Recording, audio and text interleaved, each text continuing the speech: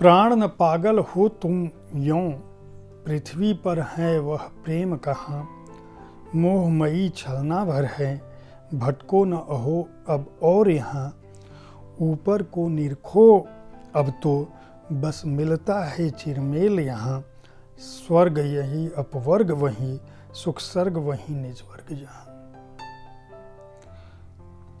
ये पंक्तियाँ मैथिली शरण गुप्त की हैं, जो उनकी मृत्यु शैया के सिरहाने पर मिली थी। राष्ट्र कवि मैथिली शरण गुप्त पर यह पुस्तक हार नहीं मानूंगी के साथ मैं जयप्रकाश पांडे साहित्य तक के बुक कैफे के एक दिन एक किताब में शुक्रवार के दिन आपका स्वागत करता हूं। यह गुप्त जी का मैं काव्य संकलन है, उनकी कविताओं का संग्रह है। काव्य संकलन नहीं कह सकते, उनकी कविताओं का संग्रह है ये। लेकिन इसकी खास बात यह है कि इस संग्रह की भूमिका जो है वह नामिका ने लिखी है और इसका संपादन अनुप्रिया गुप्ता ने किया है। अनुप्रिया गुप्ता ने इस पुस्तक का संपादन इसलिए किया है कि इस पुस्तक की कवर पर ही लिखा हुआ है, स्त्रियां अबला नहीं हैं, वे साहस, त्याग, प्रेम, विरह, समर्पण के साथ ही स्वाभिमान और विद्रोह का भी प्रतीक।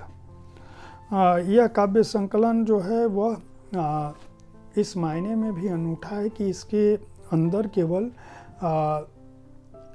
एक या दो कविताएं नहीं हैं, बल्कि गुप्त जी द्वारा स्त्री के स्वतंत्र चित्रण पर, उसकी तेजस्विनी स्वरूप पर, उसके महामंगल स्वरूप पर जो भी उनका मनोवैज्ञानिक विश्लेषण था उसका चित्रण इसमें मिलता है। इसमें उर्मिला, यशोधरा, राधा और कुब्जा के अलावा जिन नारी पात्रों पर मैथिली शरण गुप्त जी ने लिखा था उनमें मैं बता दूं, उर्मिला, द्वापर, द्रौपदी, राधा, यशोदा, देवकी, कुब्जा, यशोधरा, विष्णुप्रिया और रत्नावली पर भी उनकी रचनाएं हैं। आखिर में इस पुस्तक में साहित्य सदन गुप्त परिवार की ओर से जो इसकी भूमिका है, एक तरह से आभार है, वह भी इसमें शामिल है। गुप्त जी की पंक्तियों को मैं क्या कहूँ, कुछ पंक्तियाँ, कुछ हिस्से से मैं पढ़ूँगा। छोटा छोटा अंश, चूँकि गुप्त जी जो भी लिखते थे वह खंड काव्य की तरह होता था, तो पूरा पढ़ पाना मुश्किल है। उसके लिए आपको इस पुस्तक को खरीदना होगा, पढ़ना होगा।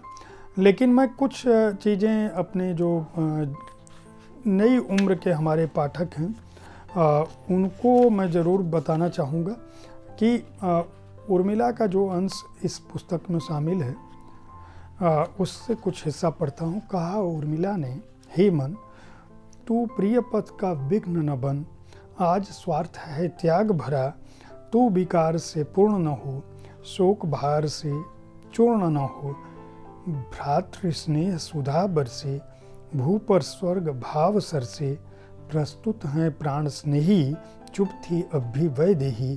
कहती क्या वे प्रिय जाया, जहाँ प्रकाश वहीं छाया। इसी समय दुख से छाए, सचिव सुमंत्र वहाँ आए। वे परिवार भुक्त से थे, अति अभिभिन्न युक्त से थे। प्रभु जो उनकी ओर बढ़े, प्रथम अश्रु फिर वचन कढ़े।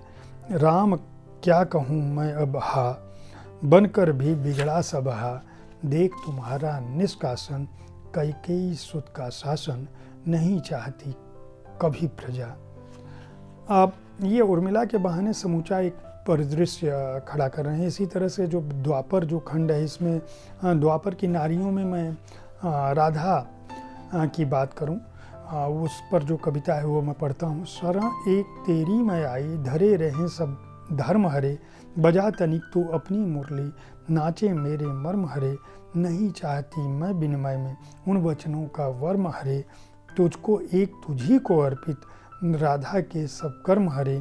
यह वृंदावन, यह वंशीवट, यह यमुना का तीर हरे। यह तरती तारांबर वाला, नीला निर्मल नीर हरे। यह शशिरंजित सित घन व्यंजित, परिचित त्रिविध समीर हरे, बस यह तेरा अंक और यह मेरा रंग शरीर हरे, कैसे तुष्ट करेगी तुझको नहीं राधिका बुधा हरे। इसी तरह से जब इसके आगे के अंशों को हम देखें तो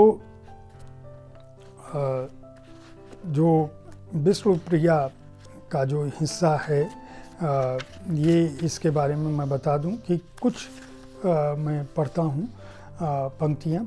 साधन सहिज नहीं आप योगियों को भी आशा फिर क्या है सर्वसाधारण के लिए, राम ही कृपा करें तो पार करें उनको, आए धन्य गौर हरि लेकर वही कृपा, उद्वेलित करुणा से अस्त्र वस्त्र छोड़ के और मुँह मोड़ के स्वयं ही महेश्वर से अक्षय माधुर्य भाव भर कर लाए वो, हो न हो वही हैं अधिष्ठात्री देव प्रेम के, देख वह दिव्य रूप ऐसा लगा लोगों को, मानो भगवान स्वयं भक्त बन आए हैं, सीधा निज मार्ग स्वयं सबको दिखाने को, होने लगी प्रेमानंद वृष्टि भाव सृष्टि में, राधा में श्याम मानो गौर हरि हो गए, नारायण नर बने नर नर ही बने। मैथिली शरण गुप्त जी की कविताएं जो है वह उस युग की कविताएं हैं जब हिंदी में संस्कृत निष्ठ भाषा का प्रयोग काफ़ी अधिक था। तो अगर आपको उस दौर की स्त्रियों की बात जो गद्य में आपको पढ़ने को मिलती है उनको अगर पद्य में पढ़ना हो, कविता रूप में पढ़ना हो,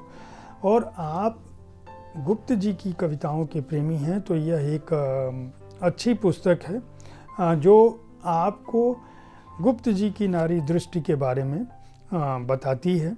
ख़ास बात यह है कि गुप्त जी जो भी पुस्तकें उन्होंने जो भी कविताएं खंड काव्य लिखा है, महाकाव्य लिखा है, उसकी भूमिका भी लिखी है और उस कविता को उन्होंने क्यों लिखा है यह भी लिखा है। तो यह संकलन उनकी रचनाओं को बताता है कि किस तरह से हमारे प्रथम राष्ट्र कवि ने स्त्री को केंद्र बनाकर एक महत्वपूर्ण सृजन कर्म किया था।